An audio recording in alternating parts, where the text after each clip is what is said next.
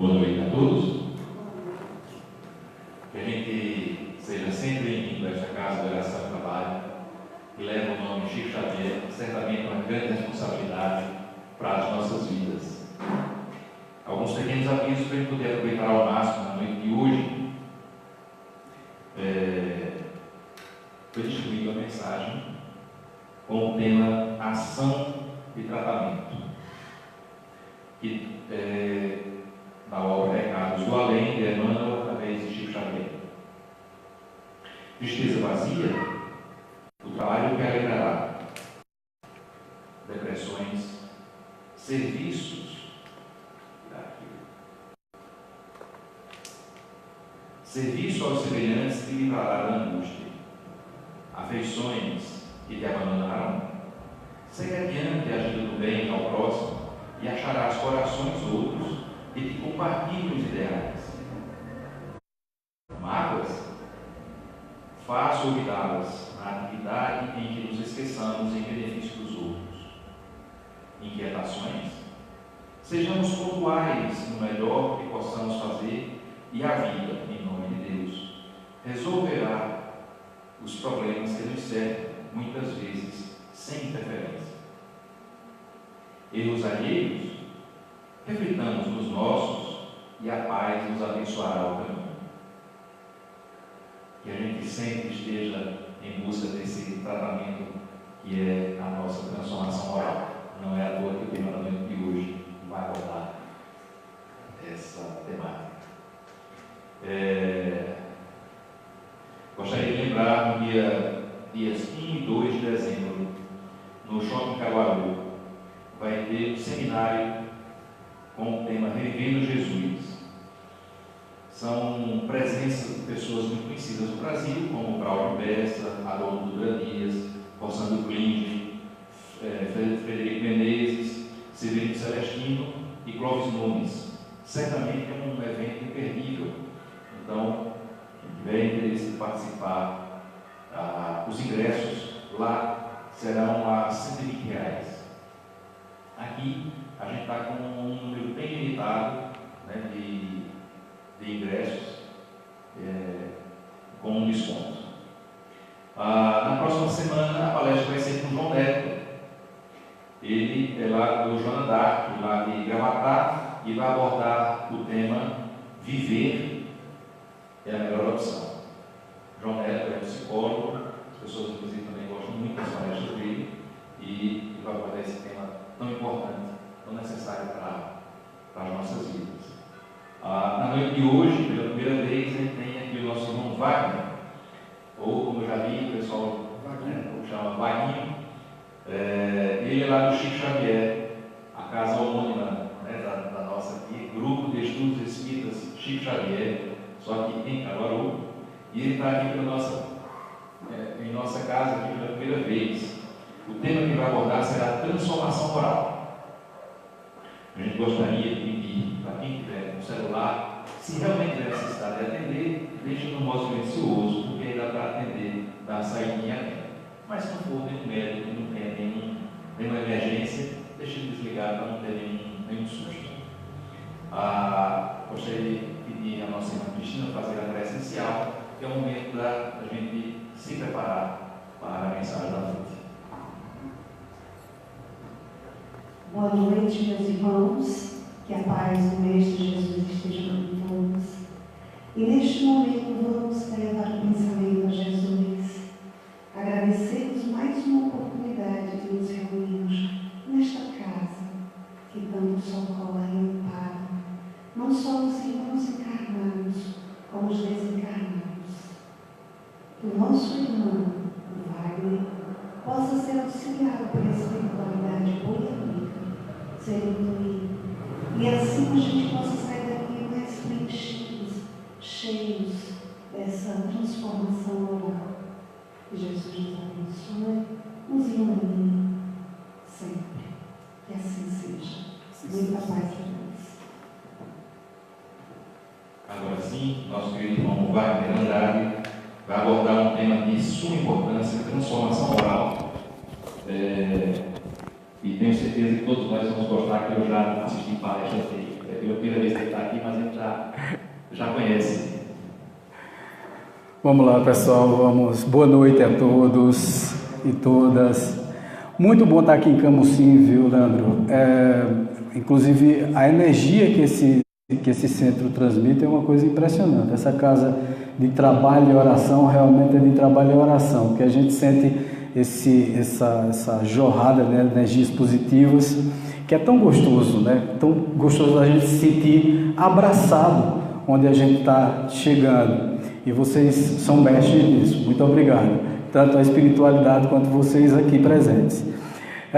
Hoje o nosso tema é um tema bem interessante, porque faz parte da vida espírita, né? Eu acho que todo espírita precisa fazer a sua transformação moral. E essa palestra, ela é oriunda de outra que Leandro me viu fazendo em Caruaru, lá no Grupo de Estudos Espíritas Chico Xavier, que é a nossa casa, que é exatamente a conveniência moral. Por que eu falei conveniência moral naquela vez? Porque eu gosto sempre de mudar, né, essa temática do espírita, né, de transformação da conveniência moral, porque muitas vezes a gente convenientemente quer transformar aquilo que a gente quer fazer em uma coisa certa. Às vezes não é certo, mas a gente quer ajustar para as nossas conveniências, né? Para o que é mais fácil, o que é mais interessante, mais palatável, né? É como se a gente sempre estivesse colocando uma aguinha na ferida e a gente sempre danasse o dedo na ferida para ferir ainda mais. A gente dando o dedo na ferida, joga uma aguinha, dando o dedo na ferida, joga uma aguinha. E isso é exatamente a conveniência. A gente quer ser conveniente nas coisas, mas não dá para ser conveniente quando a gente entra em espiritismo. Hipólito Leon Denis Arrival, em 1857, lançou o Livro dos Espíritos, para mim, uma das maiores revelações da humanidade, porque ele veio nos trazer coisas fantásticas. Allan Kardec, o seu pseudônimo, ele nos trouxe uma relembrança, uma reafirmação da conduta moral do Cristo. Cristo veio há 2000 e tantos anos atrás e nos trouxe uma mensagem fantástica. O que é que os homens trataram de fazer? Convenientemente, eles trataram de mudar tudo. Eles convenientemente trataram de bular as suas próprias consciências, porque não adianta, é aquela história. Hoje mesmo eu coloquei uma frase no Facebook que eu gosto muito de pensar nisso, que é exatamente assim: não adianta você se esconder. Quem você é, vai aparecer. Não adianta você dissimular, qualquer coisa, você pode fazer o que quiser, mas o que você é sempre surge. Sempre surge. E principalmente surge em sua cabeça, em sua consciência. Você pode se esconder de todo mundo, pode tentar enganar todo mundo, agora você não consegue enganar. Você não consegue de forma alguma criar um pano de fundo para a sua consciência. Não, eu vou me esconder ali, porque ali eu não vou sentir absolutamente nada. E o que a gente tenta no dia a dia para esconder a nossa consciência? Primeiro é ignorar quem somos. Lá no Panteão, lá na Grécia Antiga, quando Sócrates visitou o Panteão, tinha assim, uma frase muito interessante lá dos oráculos. Tinha: conhece-te a ti mesmo. Muita gente até diz que essa frase é de Sócrates, mas não é. Estava lá, escrita, e ele difundiu a frase, porque isso é uma das coisas mais interessantes que existem. A gente precisa se conhecer para poder se consertar, né? A gente precisa saber quem é. A gente precisa se olhar no espelho e dizer: olha, eu sou Wagner, eu passei por isso, por aquilo, a minha situação psicológica é essa, eu vejo de certas formas a minha vida, e essa forma de ver que é minha e particular, conhecendo apenas a ponta do iceberg, bem definida por Jung, Carl Gustav Jung, ele definiu que nós temos assim, a nossa consciência, ela é dividida em duas partes. E aí ele colocou como se fosse um iceberg, né? No iceberg, você pode ver que a parte que está do lado de fora da linha d'água é apenas 20%. Por maior que possa parecer aquela parte, aquela grande montanha que surge no mar, aquilo ali é apenas 20% do iceberg. O restante está abaixo da linha d'água. Assim são as nossas consciências. Nós temos apenas 20% que nós conhecemos muito bem. Esses 80% estão abaixo da linha d'água, estão além da nossa compreensão, porque nós compreendemos muito pouco e nós somos. Mas dentro desses 20% tem gente que não conhece nem 1% do que é. Ou então finge não conhecer. Dentro das casas espíritas, gente, nós temos uma responsabilidade fantástica. Semana passada, até para poder pegar o clima dessa palestra de hoje, viu, Leandro? Eu falei sobre a conduta espírita. O espírita, ele tem uma diferença muito grande em relação, não que sejamos melhores do que ninguém, ou de qualquer outra religião, não é isso. Mas é que em outras religiões você basta praticar alguns atos e ritos e certos modelos, né, certos roteiros ou dogmas, como vocês queiram, que está tudo certo. Olha, se você frequentar determinada igreja, você vai para o céu. Se você se confessar, você vai para o céu. Se você se arrepender dos seus pecados, você vai para o céu. Com a gente o buraco é mais embaixo, o negócio é complicado. Porque o problema é que para o espírita não tem céu, não tem inferno, não tem nada disso. Só tem a gente e a consciência da gente. E um Deus que está olhando por tudo isso. Porque ele colocou a lei e disse assim, cumpra se quiser. Agora, se você não quiser, você vai ter a sua rebordosa, como dizem por aí. Vai acontecer alguma coisa. Porque não é porque eu estou dizendo que vai acontecer alguma coisa, não. Ou porque eu vou lhe castigar, não. É porque você mesmo se castiga. Você mesmo começa a olhar para você e dizer assim, puxa vida, eu estou fazendo um monte de besteira. E eu não consigo conviver com isso. Por que é que as pessoas estão entrando em depressão com uma facilidade tão grande ultimamente, gente? Muitas pessoas me perguntam, Wagner, que coisa absurda é essa? Como as pessoas estão entrando em depressão? É uma verdadeira epidemia mundial, né? Todo mundo em depressão. Você vira para cá, vira para lá, conversa com uma pessoa, a pessoa diz, olha, meu vizinho está com depressão, olha, minha amiga está com depressão, minha irmã, minha mãe, meu pai. As pessoas estão depressivas. O que é isso, gente? É como se estivesse chegando a hora do despertar. Toda pessoa que chega no momento de despertar e que não despertou, entra em parafuso, lógico. Eu me olho no espelho e digo assim, puxa vida, está faltando um monte de coisa para fechar na minha vida, para resolver. Lógico que depressão tem várias causas, né? Tem todas as descompensações químicas, as distonias químicas, mentais e tal, que são explicadas pela ciência, mas a própria ciência não consegue definir depressão de uma forma direta. Cada depressivo tem um quadro diferente e tem uma lógica diferente em relação ao que causou aquela depressão. O que significa dizer que é uma doença da alma, é uma doença de dentro, interior, e tem tudo a ver com essa transformação moral, vocês podem ter certeza. Eu fui vítima disso. Eu tive uma depressão que, sinceramente, eu sou espírita, eu costumo sempre contar essa história, eu sou espírita, viu, Leandro, de 30 anos, eu sou um espírita velho e um velho espírita, os dois. Mas só que tinha um problema a minha questão de ser espírita, é que eu não tinha entendido espiritismo, ou de propósito eu me fazia de besta.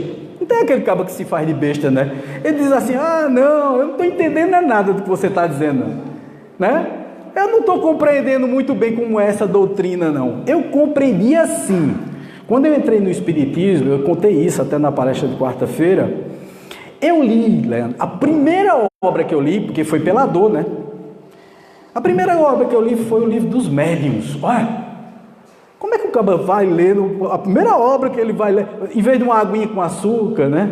uma Zíbia Gaspareto, um livrinho romântico, um negócio, né? Não, eu fui logo para o Livro dos Médiuns, pá, na jugular. E aí me disseram, rapaz, eu tenho que ir para o Livro dos Espíritos. Aí eu comecei a li. Em 2 anos, gente, eu tinha lido uma quantidade de livro absurda. E aí caiu a ficha. Eu disse, meu Deus, eu tenho 22 anos de idade. Na época que eu terminei de ler os livros, a maioria dos livros básicos, eu tinha uns 24 anos de idade, 25 anos de idade. E eu digo, meu Deus do céu, é muita responsabilidade isso. O camarada com 22 anos de idade, doido para curtir a vida, para namorar, para farrar, etc e tal. Eu digo, meu Deus, eu não sustento isso não. Mas só que tem um problema. Tem assim, conhecereis a verdade e ela vos libertará. Ela liberta, mas se você não seguir a verdade, meu Deus, é um desastre. Porque você tem isso dentro de você. A partir do momento em que você conhece alguma coisa, você tem responsabilidade porque conhece. Eu sei que não devo fazer determinadas coisas. Aí eu começo a fazer. O que é que acontece? A consciência começa a resgatar. Isso não é só espírita não, tá, gente? A gente fala assim porque eu tive um choque muito grande, porque eu li demais. Quando eu terminei de ler, eu digo, meu Deus, curti que é bom, não posso mais, né? Mas aí eu ignorei tudo. Ignorei todas as lições espíritas e caí na gandaia. Mas caí com tudo, né? Aí trabalhei demais, farrei demais, namorei demais, brinquei demais e fui espírita de menos. O que é que aconteceu? Uma consequente ida para um caminho de vícios, para caminhos de desesperos, de desencontros, excesso de trabalho, excesso de pensamentos que não deveriam existir, excesso de comportamentos inadequados. O que é que isso causa, gente, no final? Uma bruta de uma depressão. E como eu tenho a doença do alcoolismo, eu bebi demais, fiquei alcoólatra. Aí veja, o ano passado eu tive que me libertar de tudo isso. Muita gente me pergunta, Wagner, quanto tempo faz que você se livrou do alcoolismo? Eu digo, 1 ano. Tem gente que não acredita assim, não acredito. Já 1 ano tu já está falando em casa espírita, tu já mudaste tua vida completa. Eu não mudei minha vida completamente, mas eu mudei um bocado da minha vida. Porque eu me conscientizei, eu peguei tudo aquilo que eu tinha aprendido no espiritismo, dos primeiros anos, acrescentei mais algumas coisas que eu fui aprendendo e lendo, porque, lógico, eu não passei todo esse tempo fora da casa espírita. Eu estava indo, eu ia de vez em quando, tal, só não era palestrante mais, não fazia parte mais da juventude espírita, nada disso, mas eu, vez por outra, porque o espírito é assim, sabe? A gente, na medida em que a gente aprende, a gente toma de responsabilidade, e vez por outra, vi os nossos amiguinhos espirituais dizem assim, olha a tua transformação moral, mestre. Olha, tu está tomando um caminho errado. Tem alguma coisa troncha no reino do Caruaru. Começa a te consertar, porque tem coisa que tu está fazendo que não se encaixa com os padrões do comportamento espírita. E eu tinha a moral espírita, estava dentro de mim. O comportamento espírita estava dentro de mim. Eu sabia o que devia fazer, eu não estava fazendo. Por conveniência. Aí onde está a história da conveniência. Muitas vezes a gente torce as coisas dentro da casa espírita. Eu vejo muito isso sem julgar absolutamente ninguém, gente. Oi, meu irmãozinho, como vai?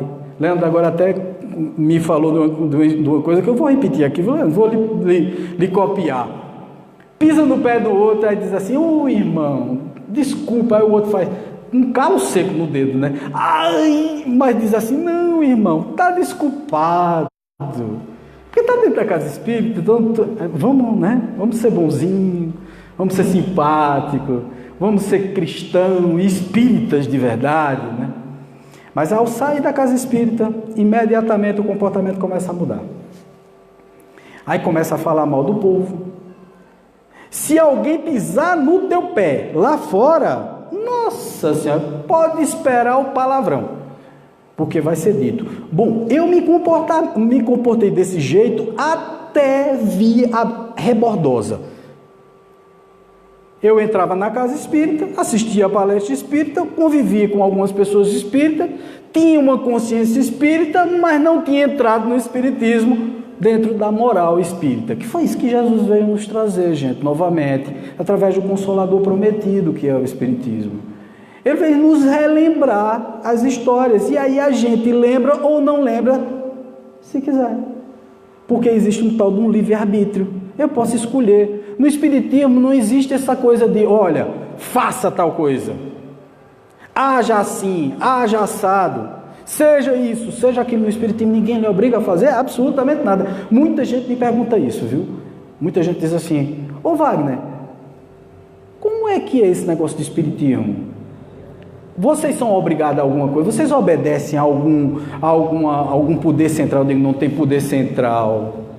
Não tem padre, não tem freira, não tem pastor, não tem hierarquia, não tem dogmas, não tem nada disso. Tem uma doutrina que é belíssima, que é uma filosofia de vida. A gente adota essa filosofia de vida e se comporta, porque quer dizer que é autogestão. É, autogestão. Eu sou consultor empresarial, né? Então eu adoro esses termos, né? E se chama autogestão. É você se olhar no espelho e dizer assim, e tá ruim, hein? E essa autogestão para espírita, nossa senhora, se você faz autogestão em outras religiões, e espírita então, autogestão é fundamental. Ou você se gerencia o seu comportamento, a sua forma de pensar e de agir, ou então você está fugindo, você é espírita? É, eu era espírita, mas só que eu não tinha entrado no espiritismo, o espiritismo não tinha entrado, quer dizer, eu tinha entrado no espiritismo, o espiritismo não tinha entrado em mim. Eu não sentia o comportamento espírita deve ser a minha regra. E por isso eu sofri um bocado. Então eu sofri, vamos lá, vamos diminuir 30 anos atrás, 22, então eu tenho 52 anos de idade. Eu sofri até os 50 anos de idade para poder aprender. Eu fico sempre torcendo, todas as vezes que eu venho fazer uma palestra, eu fico torcendo para que ninguém repita o que eu fiz, porque o camarada passar a ter, vai ser renitente assim, lá na casa de Noca, lá no umbral, porque tem que ser muito renitente. O camarada passar 30 anos insistindo numa coisa que não existe, porque eu estava insistindo numa coisa que não existe, no materialismo, do dinheiro, nas facilidades, nos vícios. Um monte de gente continua fazendo a mesma coisa, gente. Um monte de gente continua insistindo no mesmo comportamento danoso, prejudicial, que vai levar a uma depressão, a um suicídio e tal. Muita gente diz assim, mas Wagner, isso tudo dá essa consequência? Dá sim essa consequência. Não precisa ser espírita para isso, tá, gente? Não precisa ser espírita. É ao contrário, no espiritismo você encontra exatamente o lenitivo, o remédio para curar determinadas coisas que a gente tem na cabeça da gente. A primeira coisa é que tudo pode ser consertado. Nada está acabado. Se eu tive conserto, minha filha, todo mundo tem. Todo mundo tem conserto. Porque se eu conseguir consertar a minha própria vida, se eu conseguir sair daquela situação terrível que eu estava, todo mundo pode. Todo mundo pode. Partindo desse princípio, todo mundo pode. Porque você insistir 30 anos, e eu acho interessante, porque é o seguinte, tem uma explicação que eu acho fantástica, que é o seguinte, que coisas repetidas, esses erros, esses defeitos, essas falhas que a gente repete, viram um vício. E esse vício que a gente repete, é muito difícil sair dele. Da mesma forma, quando você começa a praticar coisas positivas, do bem e tal, você começa a modificar tudo e começa a ser uma pessoa do bem, porque aquela prática é a que leva para o bem. Wagner, eu queria ser tão do bem. Está fazendo o quê para ser do bem? Rapaz, eu procuro, mas não acho. Tu procura, mas não acha. Tu sai na rua, vê uma pessoa desabrigada no meio da rua, tu acha que aquilo ali não é para te chamando para dar uma ajuda? Uma pessoa vai falar mal de outra na tua frente e tu não diz nada, fica calado, em vez de dizer, meu irmão, vamos deixar isso para lá, Não vamos conversar sobre esse tipo de coisa, não. Olha, veja que a outra pessoa tem coisas boas, positivas também. Tu acha que esse comportamento não é necessário nesse momento em que a outra está falando mal de alguém? Tu acha mesmo que quando tu vem no trânsito, alguém atravessa o carro na tua frente e para a breca de uma vez, tu quase bate no carro dele, tu desce do carro para dizer um monte de palavrão. Não era nesse momento que tu deveria frear a tua linguinha e controlar os teus instintos, porque aquilo ali é energia pura. Tu está emitindo energia negativa para o outro e o outro está emitindo de volta para você uma energia tão negativa quanto a que você está emitindo para ele. E que aquilo ali vai te desequilibrar do restante do dia, tu vai passar aí uma semana pensando naquele negócio. Vou contar uma história para vocês aqui. O bom da gente modificar os padrões mentais da gente é isso, né? Que a gente começa a se comportar como espírita. Mas a coisa tem que ser tão vigilante, por isso que diz vigiar e orai. Você tem que vigiar o tempo todo. Que as situações do dia a dia te levam para coisas assim, muito gritantes, que você vai praticar alguma coisa errada. Porque o mundo é cheio de casca de banana. Lógico, não é só sua mente que você tem que tomar conta. Você também tem que tomar conta dos outros. Você tem que estar vigilante em relação ao comportamento do outro e em relação a você, para que você não agrida. Eu vinha no carro, fui levar meu filho no colégio. E aí eu paro o carro, eu sempre parava, era uma garagem de um prédio, e eu parava na frente da garagem, era rapidinho. Deixava o menino descer, estava fazendo a coisa errada, né? Parando na garagem do prédio, alguém podia sair. Bom, por sorte minha, nunca ninguém tinha saído. Mas nesse dia eu parei o carro, meu menino demorou a pegar a bolsa, um cara ia saindo no carro da garagem, aí ele buzinou, olhou para mim, fez assim. Eu, agoniado por conta da história do menino sair logo, eu digo, Vinícius, sai logo, senão o rapaz vai terminar me agredindo aqui, né? E o rapaz estava dizendo, buzinando e chamando palavrão do lado de lá. E aí eu me controlei na hora, aí eu olhei para ele e disse, meu irmãozinho, me desculpe, me perdoe, foi mal, me desculpe, já vou sair. Aí peguei o carro e fui embora. E aí, quando foi no outro dia, aí eu fui deixar de novo o menino no colégio. Onde foi que eu fui parar? Você vai dizer, na garagem do prédio do rapaz. Não, eu parei mais na frente. Mas quando eu olho no retrovisor, vejo o rapaz se aproximando. Eu digo, pronto, eu desse tamanho aqui, vou levar um cacete desse caboclo, né? Ele vai me dar umas tapas. E fiquei só esperando o tabefe, né? E aí, baixei, eu digo, eu vou facilitar para ele, vou baixar o vidro do carro, porque aí o tabefe é grande, né? Tem que ser bem apoiado. Eu mereço, eu fiz a coisa errada naquele dia. Mas ainda tive uma esperança, eu digo, não, mas eu tratei ele bem, né? Mas foi exatamente isso. Ele, quando se aproximou, aí eu disse, senhor, aí eu, bom dia. Ele disse, bom dia. Ele disse, olha, eu vim aqui conversar com o senhor. Eu disse, olha, eu inclusive queria lhe pedir desculpa por aquele dia. Eu parei o carro ali na frente da sua garagem e não foi certo. Ele disse, não, realmente, naquele dia, senhor, deixa eu lhe dizer o que foi que aconteceu. Sempre as pessoas paravam aqui e eu sempre estava pensando, que é o que a gente projeta sempre na vida da gente, a gente projeta a agressão.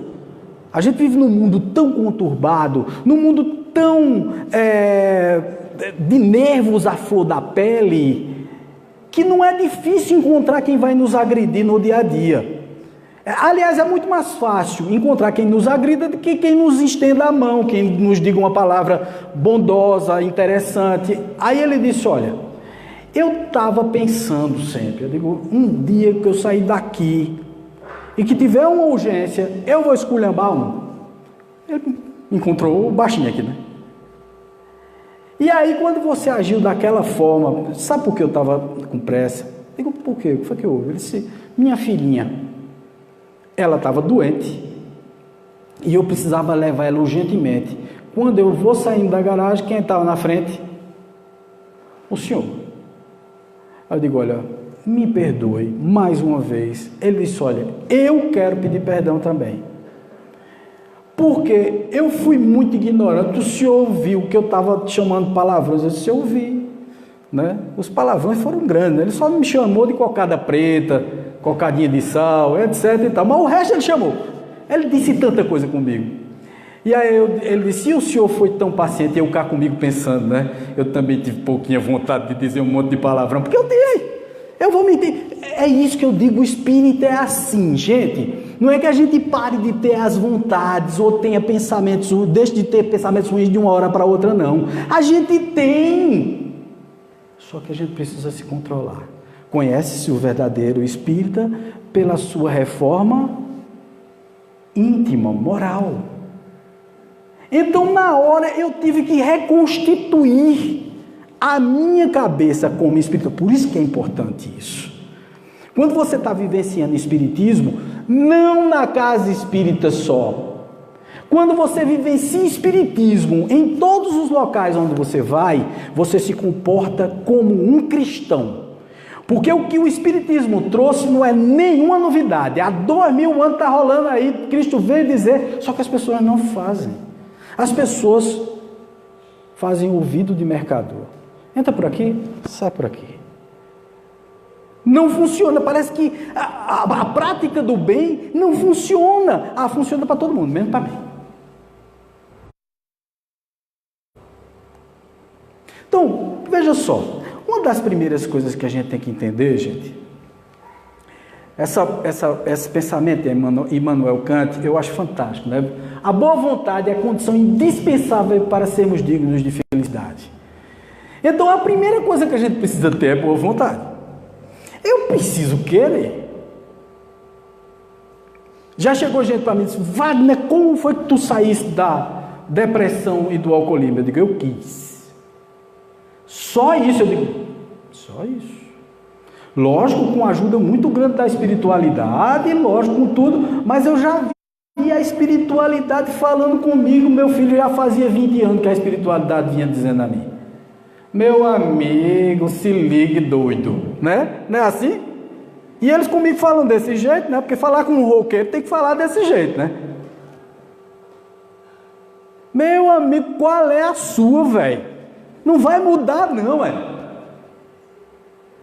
Vinha falando há 20 anos, 20 e tantos anos que eles vinham falando comigo. E eu ignorando. Aí um dia, eu quis. Como dizem por aí, eu colapsei a onda. Eu estendi a mão. Eu disse, eu quero, agora eu quero. E aí eu não disse só eu quero. Eu firmei o propósito. Eu fui para a ação, porque não é só querer. Muita gente quer, mas não age. Não tem coragem. É muito interessante que a gente tem uma mania danada de repetir os erros, sabendo que vai sofrer. E não faz o acerto com medo, porque é desconhecido. É desconhecido. Aí eu tenho um medo danado de acertar. Porque eu posso errar. Meu amigo, você já está errando. Vá para o acerto, agora corra para o abraço. Qual o teu problema? Então eu me olhei no espelho e disse, qual é o teu problema? A espiritualidade chegou, eu tenho um tal de um anjo da guarda do meu lado, que ele disse, ou é agora ou nunca, meu camarada. Decida aí, ou vai ou morre. Aí eu pensei, eu digo, eu acho que eu não quero morrer agora não. Aí decidi fazer do jeito certo. E comecei a agir de uma forma diferente. Então é isso, o espírito ele vai mudando, mas ele precisa ter essa boa vontade, felicidade. Muita gente diz assim, Wagner, tu fala em felicidade como se felicidade fosse uma coisa muito fácil. Eu digo, eu acho hiper fácil. Porque todas as vezes que eu acordo de manhã, eu digo, menino, pela bronca que eu passei, eu estou muito feliz de estar vivo, viu? Porque, olha, eu podia ter matado alguém, ter sido morto, dirigindo embriagado, podia ter deixado alguém aleijado, ter matado uma família, como eu vi um outro dia desse aí, há uns 3 meses atrás, um rapaz lá no Recife, matou a família todinha. Eu fico imaginando a consciência desse cidadão. Existe inferno pior do que esse? Eu Eu não acredito em inferno, mas eu acredito no meu inferno consciencial. Se eu fizer qualquer coisa, eu sei que aquilo ali vai pegar no meu pé, que aquilo ali vai ser contra mim, que alguma coisa vai acontecer na minha cabeça que vai me lembrar: olha, você fez algo errado, olha, você não deveria ter feito isso, olha a desgraceira que você fez com a vida de fulano de tal. Isso em relação a tudo, gente. Ao sexo, ao vício do álcool, ao vício de ter dinheiro demais. Tem gente que é obcecado pelo dinheiro, pela grana, pelo ter. A gente está muito ligado nesse ter, pelas opiniões que dá. Hoje em dia a gente vê assim, uma profusão de opiniões tão grande na internet, meu amigo Leandro, que é uma coisa impressionante. Infelizmente, de amigos espíritas também, que se sai com cada coisa na internet, eu fico olhando e digo: eu não acredito que fulano de tal frequenta a casa espírita. Porque o pensamento é o pensamento de um vândalo. Muitas vezes o pensamento é o pensamento de quem quer agredir e matar. Como é que você tem consciência espírita? Sabe que precisa de uma reforma moral e está emitindo esse tipo de energia para o mundo. Estamos passando por um momento agora, lógico, ninguém vai falar em política aqui, mas nós estamos passando um momento político muito delicado, onde existem extremos, e as pessoas andam se agredindo, pessoas que são amigas, Leandro, de infância, pessoas muito queridas umas das outras, só porque têm opiniões diferentes em relação aos candidatos, estão se agredindo. Os candidatos, ao passar a eleição, não sabem nem quem são essas pessoas. E pode ter certeza, na próxima eleição eles estarão juntos se isso for conveniente para eles. Mas você não estará junto com o seu amigo que você desprezou, que você falou mal, que você meteu pau, que você falou alguma coisa. Olha, palavras ditas não voltam à boca. Não adianta, você não vai consertar essa situação. Porque você feriu. Então, gente, ferir por algo tão banal, porque virou uma banalidade. Política devia ser uma coisa séria, mas virou uma coisa banal. Todo mundo está vendo aí. Cada um que promete uma coisa maior do que o outro, e a gente sabe que no final vai ser alguma coisa linear. Uns vão fazer um pouquinho mais, outros vão fazer um pouquinho menos, mas vamos ficar no mesmo padrão. E aí você se atrita. Tomara que não, gente. Olha, eu estou torcendo para que quem ganhe essa eleição seja muito feliz no seu governo, faça muitas coisas para o Brasil, transforme esse país, mude. Mas adianta você estar se atritando com o seu amigo querido? Isso é comportamento espírita? Isso é comportamento moral? Não é, gente. Não é. A gente precisa entender que a gente tem que deixar o outro pensar. O ponto de vista do outro é o ponto de vista do outro. O outro é o outro, eu sou eu. Eu tenho que respeitar a opinião do outro. Seja ela qual for, pode parecer muito esdrúxula, muito esquisita, muito doida, mas para mim, eu tenho só a obrigação de respeitar. Só essa obrigação. Se as pessoas se respeitassem mais, não teria tantas coisas no mundo. Olha, por conta da religião, nós já vimos muitas desgraças. Nós estamos presenciando aí o fundamentalismo sendo motivo para explosões, né, matança de pessoas, atentados, etc e tal. Lá na Irlanda do Norte, para libertar, há uns anos atrás, um grupo católico chamado IRA brigava com os protestantes para poder libertar a Irlanda do Norte da Grã-Bretanha, da Inglaterra. E eles simplesmente explodiam. Gente, veja que bacana. Em nome de Jesus. Os dois lados. Em nome de Jesus. Jesus deve ficar muito triste do lado de lá. De meu Deus, eu vim, eles não entenderam, foi nada. Eles não compreenderam, foi nada. Eu estou esquecendo quem foi, mas diz que teve um desses espíritas, né, que ao se desdobrar, chega no plano espiritual maior e tal, uma pessoa muito avançada, foi do final do século, logo quando o espiritismo chegou no Brasil, e quando chega vai andando por uma campina e ele identifica uma figura como sendo Jesus. E ele se aproxima de Jesus e disse: Jesus, você está chorando? E Jesus disse: estou. Eu disse: mas você está chorando por quem? Por aqueles que são indignos com você, que lhe despreza, que não escuta a sua palavra. Eu disse: não, eu estou chorando por aqueles que já escutaram a minha palavra, disseram que entendiam a minha palavra e não estão fazendo nada para resolver o problema. É exatamente essa reforma moral que nós precisamos, e não estamos vendo efetivamente essas coisas acontecendo. Gente, eu preciso fazer uma obra assim fantástica para poder ser responsável moralmente, para não ser inconsequente. Não, gente, qualquer coisa que você faça no seu dia a dia. Outro dia eu estava explicando, como eu sou professor na área de administração, eu digo: minha gente, não tem organização para o mal, por que a gente não faz uma organização para o bem? Por que a gente não elabora um mailing list de todas as coisas que a gente pode fazer? Por exemplo, visitar os velhinhos, dar comida, não falar mal dos outros. E aí todos os dias a gente marca como um dos nossos propósitos para praticar. Depois isso vai virar um costume seu, vai virar um hábito seu, que é você praticar o bem sempre, sem parar.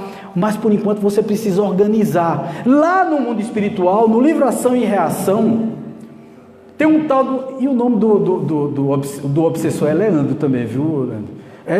Do obsessor, é um obsessor, desculpa, mas o nome do obsessor é Leandro, é lá no livro Ação e Reação, que ele está falando sobre uma obsessão que ele está fazendo lá, que está fazendo aqui na Terra, né? Então, ele está obsidiando um rapaz que era filho do irmão dele, e o irmão dele assassinou ele e o outro irmão. Os dois irmãos estão numa cruzada de obsessão para poder destruir a vida do filho, por vingança.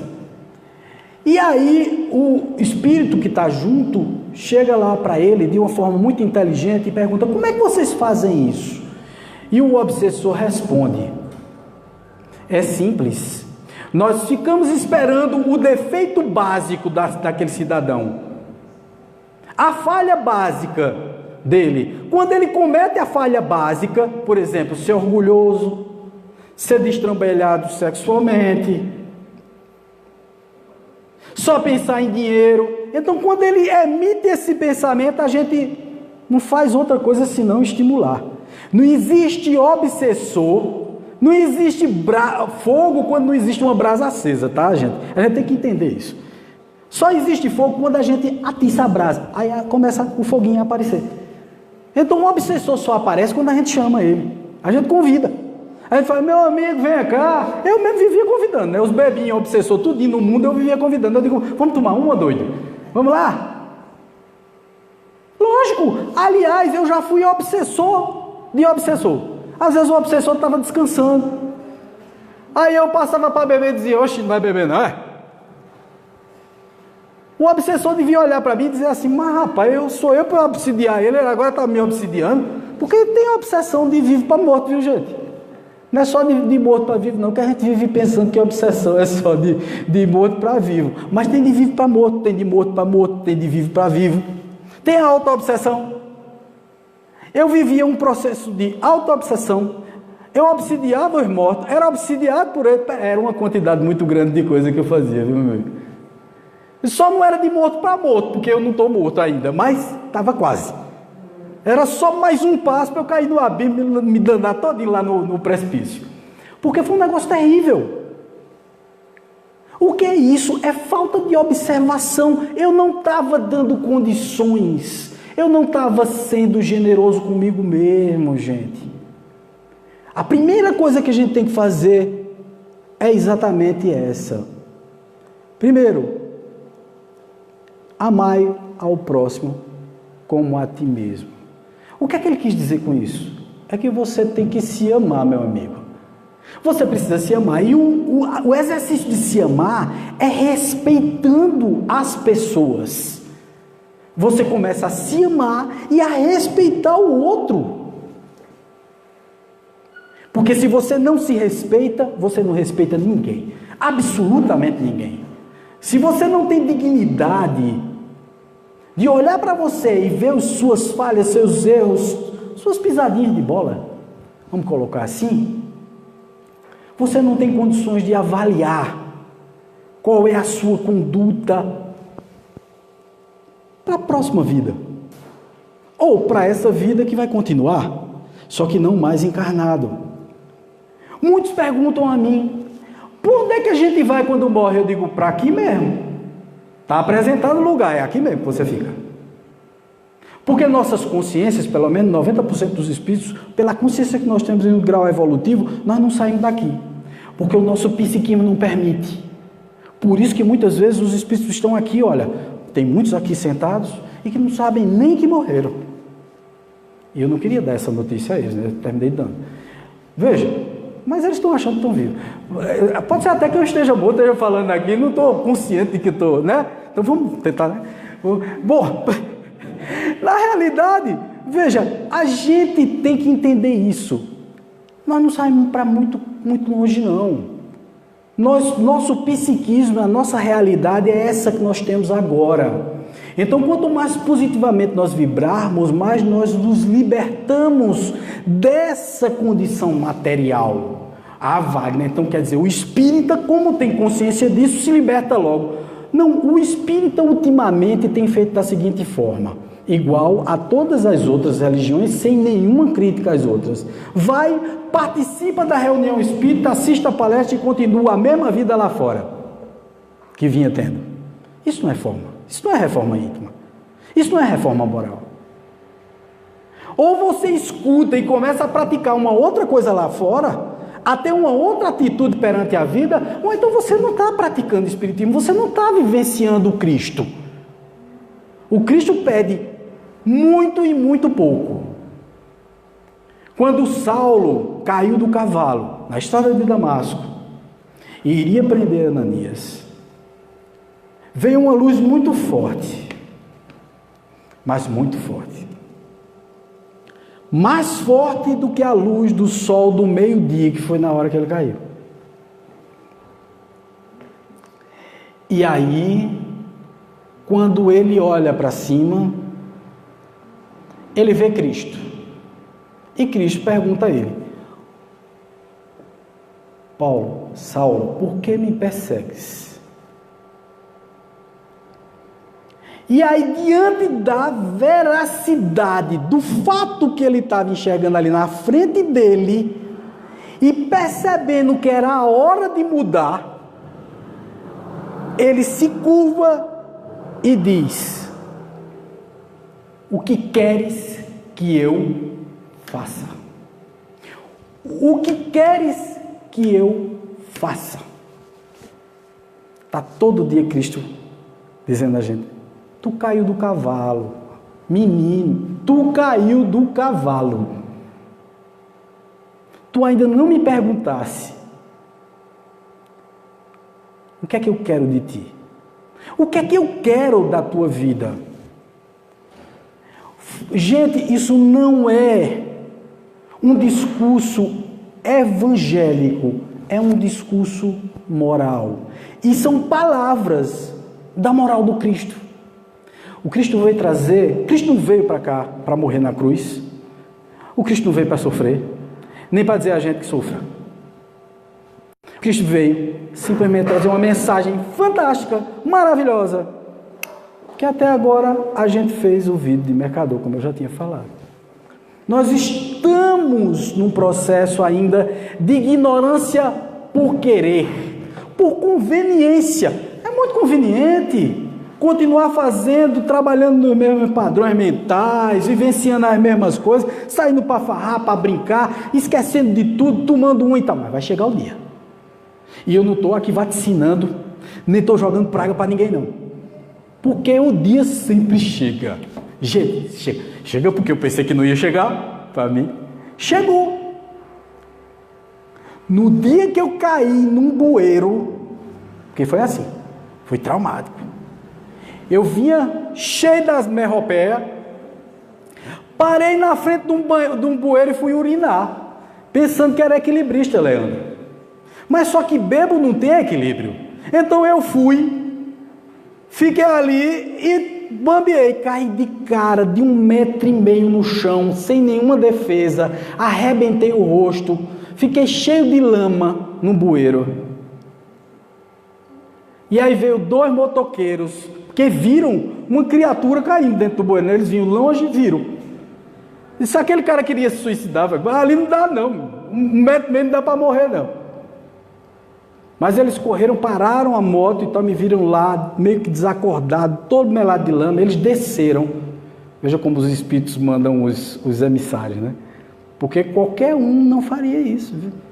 Desceram na lama, melaram os pés de lama, me levantaram, me empurraram. Eu não sei como eu saí dali, até hoje eu não sei. E aí passou uma mocinha de moto, e ela vinha com outra, e parou a moto, e olhou para mim e disse: moço, o que foi que aconteceu? Todo ensanguentado, a cara arrebentada, os pés sujos, a roupa suja de lama. E eu disse: não sei. Aí ela disse: o senhor está desorientado? Eu digo: estou. Sabe onde é a sua casa? Eu digo: eu acho que sei. Ela me pegou pela mão, foi empurrando a moto dela.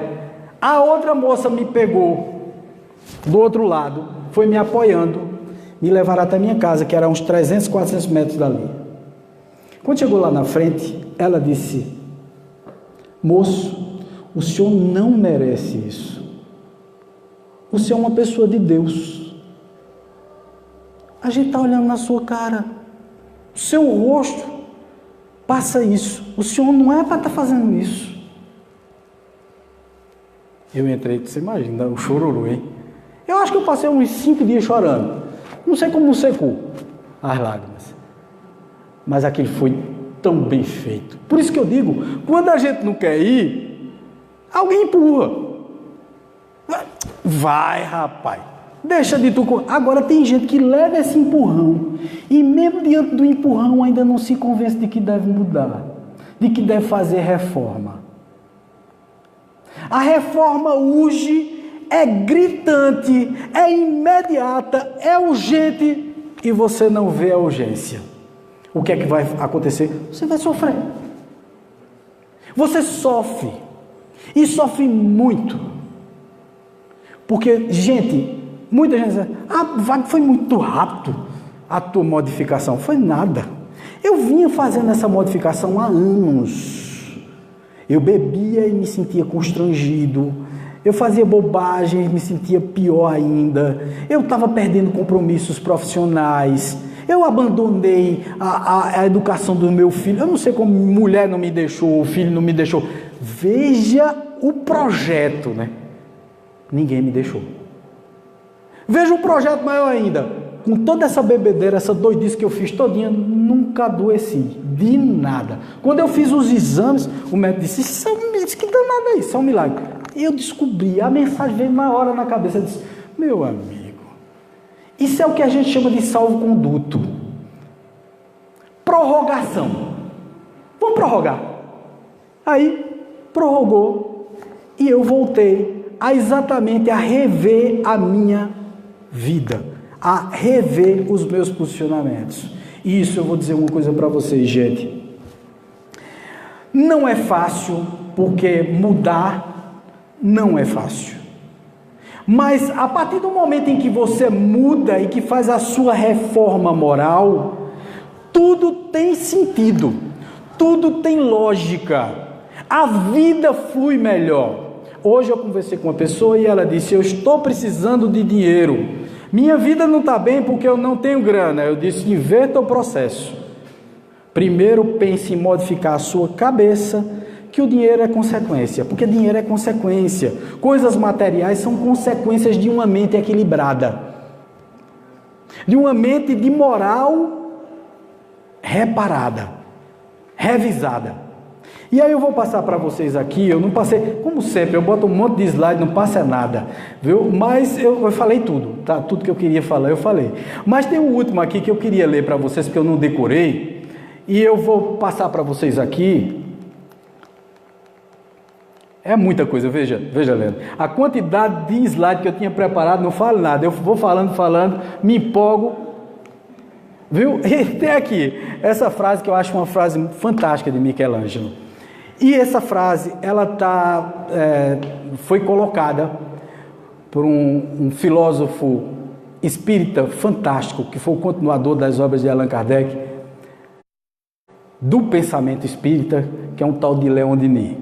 Então, no livro O Problema do Ser, do Destino e da Dor, lá no final, quando ele está falando de dor, ele cita Michelangelo e diz que isso é uma das frases mais bonitas que Michelangelo já colocou na vida dele. Ele diz o seguinte, olha: adotara como norma de proceder os preceitos seguintes: concentra-te e faze como o escultor faz a obra que quer aformosear, quer dizer, tornar formosa, bonita. Tira o supérfluo, aclara o obscuro, difunde a luz por tudo e não largues o cinzel. O que é o cinzel? É aquela ferramenta em que ele vai trabalhando a escultura. O que é que significa isso? Nós não podemos largar a esperança de sermos melhores, de sermos mais honestos conosco mesmos. E só assim conseguiremos ser honestos com os outros também. Um abraço, um beijo no coração de todos. Muito obrigado pelo convite, Leandro. Valeu. Obrigado.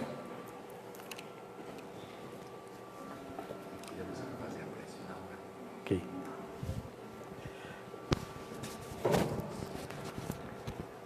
Na noite de hoje, a gente não vai ter o passe individual e a gente pede para que durante a prece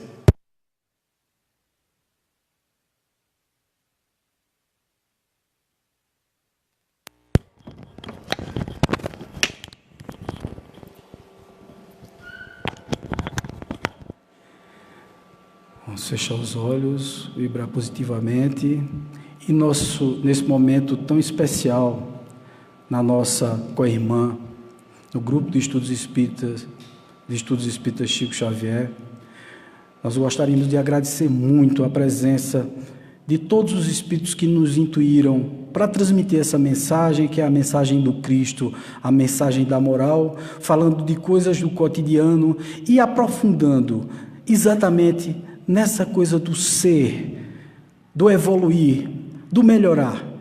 É para isso que nós estamos aqui. Nós estamos aqui para melhorar, para sermos melhores. E com a tua ajuda, Senhor, a ajuda dos espíritos superiores, essa mensagem calará fundo na alma de cada pessoa que aqui está e das pessoas que nos assistem através da internet e também que assistirá através do nosso vídeo. Que assim seja.